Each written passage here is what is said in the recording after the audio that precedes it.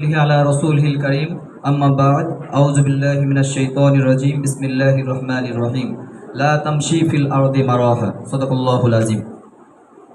জুলাই গণ অভ্যুত্থান দিবস উপলক্ষে আয়োজিত অনুষ্ঠানে উপস্থিত সম্মানিত প্রিন্সিপাল স্যার, অ্যাসিস্ট্যান্ট ডিরেক্টরস, আমার প্রিয় সহকর্মীবৃন্দ, সকলের প্রতি আমার আন্তরিক সালাম ও শুভেচ্ছা।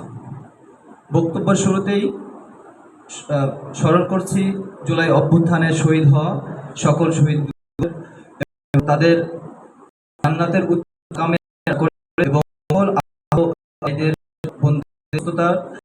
দোয়া করে। জুলাই অভ্যুত্থানে বলেই প্রত্যক্ষ পরোক্ষভাবে এই প্রতিবাদে সামিল ছিলাম। শুধু পার্থক্য এতটুকুই যে আমি হয়তো সম্মুখ সারিতে থেকে পুলিশের গুলিবিদ্ধ হয়েছি। জুলাই গণ অভ্যুত্থানের প্রেক্ষাপট বা গল্প আমরা কম বেশি সকলেই জানি। আমি সেদিকে আলোকপাত না করে সামান্য কিছু কথা বলে আমি আমার বক্তব্য শেষ করব। আমি যখন মিছিল নিয়ে আসলাম আজমপুর ব্রিজের কাছেই, তখন আমার সাথে যে পরিমাণ মানুষ ছিল, আমার ভার্সিটির বন্ধুরা, ছোট ভাই বোনেরা, আমি কখনো কল্পনা করিনি এত মানুষ দেখার পরে পুলিশ আমাদের উপর গুলি করতে পারে। আমার মনের মধ্যে প্রচুর কনফিডেন্স ছিল যে না, এত মানুষ দেখার পরে পুলিশ গুলি করবে না, এটা কখনোই হতে পারে না, হয়তো পুলিশ পিছু পা হবে। সেই সাহস নিয়েই আমরা আগাচ্ছিলাম পুলিশের গাড়ির দিকে, পিকেটিং করছিলাম। কারণ পুলিশ যেভাবে টিয়ার শেল নিক্ষেপ করছিল, আমরাও হাতের কাছে যা পেয়েছি, ইটের টুকরা বা সবগুলো দিয়ে আমাদের পক্ষ থেকে চেষ্টা করেছি প্রতিবাদ জানানো। পুলিশ এবং আমার মাঝে দূরত্ব খুব বেশি ছিল না, হয়তো 15 থেকে 20 ফিট দূরত্ব। এমনই একটা সময় আমি একটা ইটের টুকরা নিয়ে পুলিশের গাড়িতে মারি। তখনই পুলিশ ভ্যান থেকে একদম খুব সূক্ষ্মভাবে আমার দিকেই বন্দুক তাক করে রেখেছিল আগে থেকেই, কিন্তু বুঝিনি এই বন্দুক থেকে গুলি আমার দিকে আসবে। সাডেনলি পুলিশের গুলিতে আমার বাঁ সাইডে 48টি স্থান বিদ্ধ হয়। তৎক্ষণাৎ আমি ধরেই নিয়েছিলাম, হয়তো আমি তখনও বুঝি নাই যে আসলে এই গুলিগুলো কিসের। তো যেভাবে শরীর থেকে রক্ত বের হচ্ছিল, আমি ধরেই নিয়েছিলাম মনে হয় আমি মারা যাব। পরবর্তীতে হসপিটালে নেওয়ার পরে ডক্টর বললো যে না, এই গুলিগুলো আসলে তোমার জীবনের এতটা বড় ক্ষতি হবে না, তুমি আমাকে সাহস দিয়েছিল। পরবর্তীতে যখন আমি দিন বাসায় পরে আবার চিকিৎসা বের হতে চাচ্ছিলাম, প্রত্যেকে আমাকে ডিমোটিভেট করেছিল যে না না, এখন গেলে তোমাকে ধরে নিয়ে যাবে। চিন্তা, একটা রাষ্ট্রের, স্বাধীন রাষ্ট্রের একটা স্বাধীন নাগরিক তার মত প্রকাশের কারণে সেই রাষ্ট্রেরই পালিত পুলিশ বাহিনী দিয়ে এভাবে নির্বিচারে গুলিবর্ষণ করা যায়, চিকিৎসা সেবা ব্যাহত করা যায়। সরকারের স্বৈরাচারী মনোভাবের কোন পর্যায়ে গিয়েছিল। ইভেন আমার নিকটবর্তী বন্ধুবান্ধব যারা ছিল, আমি বলেছিলাম যে চল আমি একটু হসপিটালে যাব, গুলিগুলো কি করা যায়, বের করা যায় কিনা। তখন কারফিউর মধ্যে আমার বন্ধুরা বলেছিল হসপিটালে যাওয়ার সময় যদি পুলিশ ধরে।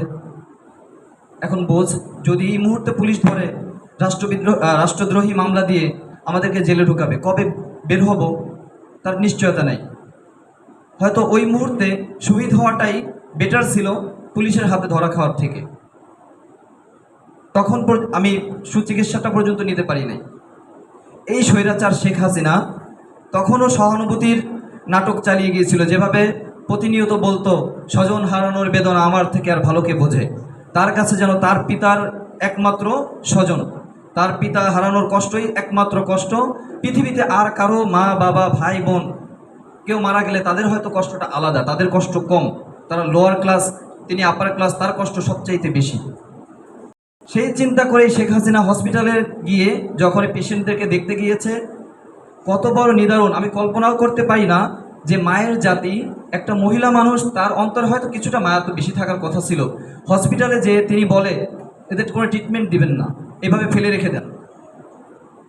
এই সেই পিচাসিনী ডাইনি শেখ হাসিনা, যার বিরুদ্ধে বাংলার আপামর জনতা, সকল শ্রেণীর, শুধুমাত্র কিছু বিবেক বর্জিত, কিছু নষ্ট মস্তিষ্কের মানুষ ছাড়া বাংলাদেশের আপামর জনতার প্রতিবাদের মুখে এই 5ই আগস্ট শেখ হাসিনা পালাতে বাধ্য হয়।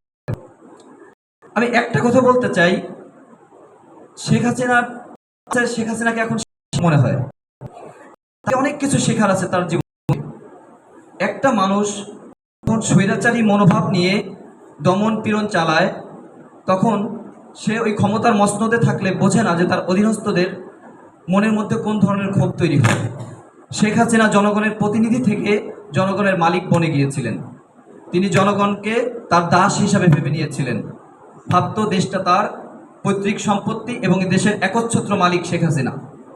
এবং সেইভাবেই একটা দেশের নাগরিকের মানবিক মর্যাদা, যতটুকু মৌলিক অধিকার নিয়ে নাগরিকের সে দেশে বসবাস করার অধিকার রয়েছে, সেই অধিকারকে শেখ হাসিনা ক্ষুণ্ণ করেছিল। এবং সেই অধিকারকে ক্ষুণ্ণ করে তিনি স্বৈর শাসকের ভূমিকায় অবতীর্ণ হয়েছিল, যার কারণে এই দেশের প্রতিটা নাগরিকের মনের মধ্যে একটা ছাইচাপা ক্ষোভ তৈরি হয়েছিল, যেই ক্ষোভেরই বহিঃপ্রকাশ ঘটেছিল এই জুলাই গণ অভ্যুত্থানে। তা না হলে যে সমস্ত মানুষ শহীদ হয়েছিল, যারা রাস্তায় নেমেছিল, এর মধ্যে অধিকাংশই কোনো রাজনৈতিক দলের কর্মী ছিল না। কিন্তু তারপরেও কেন এত মানুষ রাস্তায় নেমে আসলো? কারণ প্রত্যেকের মনের মধ্যেই একটা ক্ষোভ ছিল। প্রত্যেকেই যেন স্বাধীন দেশে এক ধরনের পরাধীনতা ভোগ করছিলাম। এবং এই স্বৈরাচারী মনোভাব নিয়েই শেখ হাসিনা আমাদেরকে দমন নিপীড়ন করেছে, যা তিনি আল্লাহ রাব্বুল আলামিনের একটা আদেশকে লঙ্ঘন করেছে। আল্লাহ রাব্বুল আলামিন বলেছে, আমি শুরুতে একটা আয়াত তিলাওয়াত করেছি, লা তামশি ফিল আরদে মারওয়াহা, এই পৃথিবীতে তোমরা দম্ভ ভরে চলো না। শেখ হাসিনার দাম্ভিকতা এমন একটা পর্যায়ে চলে গিয়েছিল, তিনি মানুষকে আর মানুষ জ্ঞান করে নাই। এই দেশের মানুষের কথা বলার স্বাধীনতা আছে, মত প্রকাশের স্বাধীনতা আছে। শেখ হাসিনা এই কথাগুলো আমাদেরকে ভুলিয়েই দিয়েছিল। একটা সময় আমরা ধরেই নিয়েছিলাম তার দেয়া বাক্য 41 সাল পর্যন্ত ডিজিটাল বাংলাদেশ গড়বে, হয়তো 41 সালের আগ পর্যন্ত এই দেশ হাসিনার এই কালো থাবা থেকে আর মুক্তি না, আমরাও ধরে নিয়েছিলাম। এবং আমার কাছে মনে হয় আমরা কিছুটা প্রত্যক্ষ বা পরোক্ষভাবে শেখ হাসিনার এই শেখ হাসিনা বা স্বৈরাচার হয়ে ওঠার পিছনে দায়ী। কারণ শেখ হাসিনার আশপাশের যারা ছিল প্রত্যেকেই ছিল চাটুকার, তেলবাজ। তার দ্বারা যে ঘটিত অন্যায়গুলোকে কেউ কখনো মুখ ফুটে বলেনি এটা অন্যায়। এবং আমরাও সমাজে এইভাবেই অভ্যস্ত যে আমার কি। কিন্তু কথা হলো, যখন আমরা কোনো অন্যায়কে মুখ বুজে সহ্য করি, তার বিরুদ্ধে প্রতিবাদ না করি, তখন ওই শাসক তিনি আরও অতি উৎসাহী হয়ে আরও স্বৈর শাসকের ভূমিকায় বেশি করে অবতীর্ণ হয়, যেটা আমরা প্রতিবাদ করিনি, আমরা করতে পারিনি। হয়তো বা আমাদের মাথার উপরে যে পলিটিক্যাল পার্টিগুলো সেভাবে পদক্ষেপ নিতে, যার আমরা কালো ধাবায় নিপীড়িত নির্যাতিত। ছোট্ট একটা উদাহরণ বলি, আমার আপন চাচা একটা আওয়ামী লীগের একটা লোকের সাথে খুব ছোট্ট একটা বিষয় নিয়ে ঝামেলা হয়েছিল। এবং ঝামেলার মধ্যে আমি তখন উপস্থিত, আমি জাস্ট অবজার্ভ করছি যে যদি সহিংস পর্যায়ে যায় তাহলে আমি যাই হোক থামাবো, দুজনকে ঠেকাবো। তাদের তর্কাতর্কির একটা পর্যায়ে যে জাস্ট আওয়ামী লীগের ওই লোকটা বললো, হ্যাঁ তুমি শেখ হাসিনাকে গালি দিছো, শেষ। সম্পূর্ণ পরিস্থিতি পাল্টে যে এলাকার সকল মানুষ এসে আওয়ামী লীগের ওনার পক্ষ নিয়ে বলছে কি শেখ হাসিনাকে গালি দিছে, এত বড় সাহস, পুলিশ কল কর। লাস্ট পর্যন্ত এলাকাবাসীদের মধ্যস্থতায় টাকা ঘুষ দিয়ে সেই আওয়ামী লীগের লোকের কাছে ক্ষমা চেয়ে সেটাকে নিষ্পত্তি করতে হয়, যেখানে আমার চাচা শেখ হাসিনার নাম পর্যন্ত নেয় নাই। এমন একটা পরিস্থিতির মধ্য দিয়ে, যেখানে আমাদের স্বাধীনতা ছিল না, ফেসবুকে দেখলে আইসিটি আইনের মতো কালো আইন দিয়ে আমাদের নামে মামলা দেওয়া হতো। অনেকে উন্নয়নের গল্প শোনায়, এটা হয়েছে, মেট্রো রেল হয়েছে, পদ্মা সেতু হয়েছে, সব উন্নয়ন বাধাগ্রস্ত। এখন আপনার অধিকারগুলো থাকে না, আমি শ্বাসের মধ্যে রেখে দিলাম, কিন্তু আপনার কথা বলার মুখের ভাষা কেড়ে নিলাম, সেই উন্নয়নগুলো তখন আর উন্নয়ন বলে পরিগণিত হয় না। যাই হোক, এই 5ই আগস্ট তিনি ডাইনি স্বৈরাচারী শেখ হাসিনাকে আমরা তাড়াতে পেরেছিলাম। সেই জন্য আন্দোলনের সাথে জড়িত সকল সহযোদ্ধাদেরকে আন্তরিক ধন্যবাদ জানাই এবং একই সাথে একটি সুন্দর বাংলাদেশ বিনির্মাণের স্বপ্ন দেখি। এবং এই সুন্দর বাংলাদেশের স্বপ্ন যদি এখনও বর্তমান সরকার অতীত থেকে শিক্ষা নিয়ে সুন্দর একটি দেশ আমাদেরকে উপহার না দেয়, আবারও যদি সেই সত্য মিথ্যার দ্বন্দ্ব শুরু হয়, আবারও আমরা সেই মজলুমের পক্ষেই থাকব, সেই আশাই আমি করি। পরিশেষে আমাদের সকলেরই উচিত হয়তো শহীদি তামান্না থাকা, কারণ আমরা আসলে বর্তমান যুগে যেভাবে জীবনযাপন করি, আমাদের গুনাহের পাল্লা হয়তো অনেক বেশি ভারী হয়ে যায়।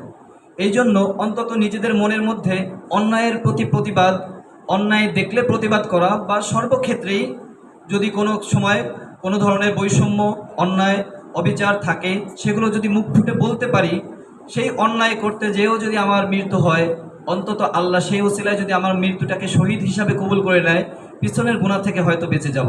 এটা হয়তো একটা অপূর্ব সুযোগ।